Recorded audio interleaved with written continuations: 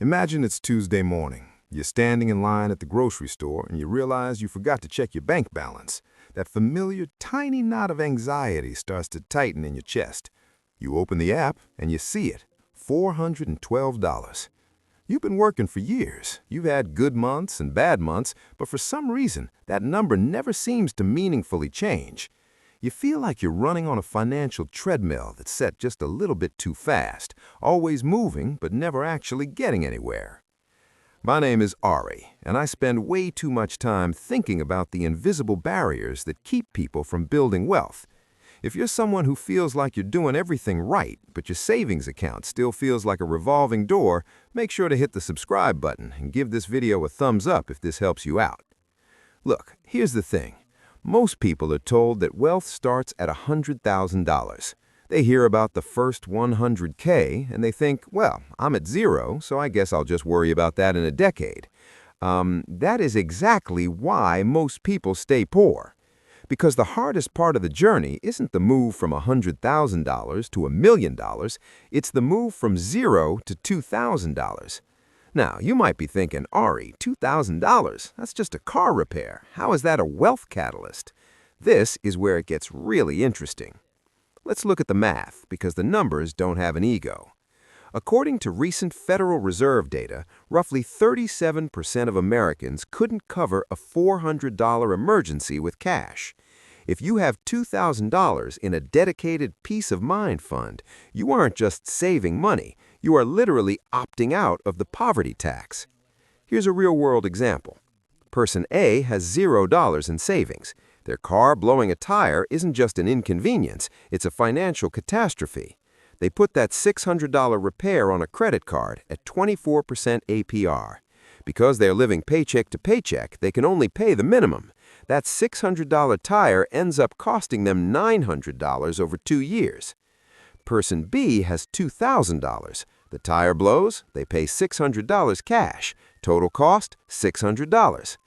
Person A just paid a $300 poor tax simply because they didn't have the catalyst. When you have $2,000, you stop paying interest to banks and start keeping it for yourself. That is the first time you actually start winning the game. Here's what most people don't realize. Wealth isn't a number, it's a psychological state of defense. Think of your financial life like a game of chess. Most people are playing without a queen. Every move they make is defensive. They're terrified of the checkmate, the unexpected bill, the job loss. When you hit that 2,000 mark, you finally put a queen on the board. Suddenly, you aren't just reacting, you can breathe. And when you can breathe, you make better decisions. You don't take that soul-crushing overtime shift out of desperation. You take it because you want to. You don't settle for a 2% raise because you're scared of your boss. You negotiate because you know you have a month of runway sitting in the bank. So, how do we actually get there? I'm going to be brutally honest with you. You have to stop saving and start attacking. The 2K lockdown. You need a separate account, not with your main bank, somewhere inconvenient. This is your catalyst fund.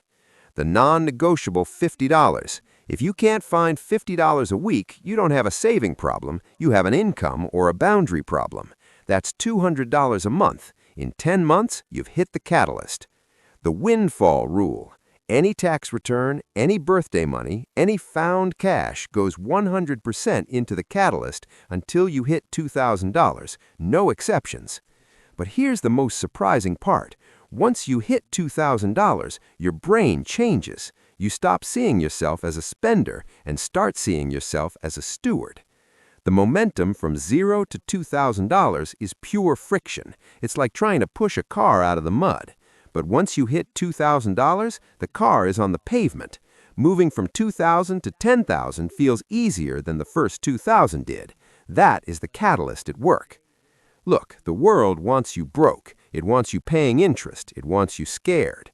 The $2,000 rule is your way of saying no. It's the smallest amount of money that creates the biggest amount of change in your life.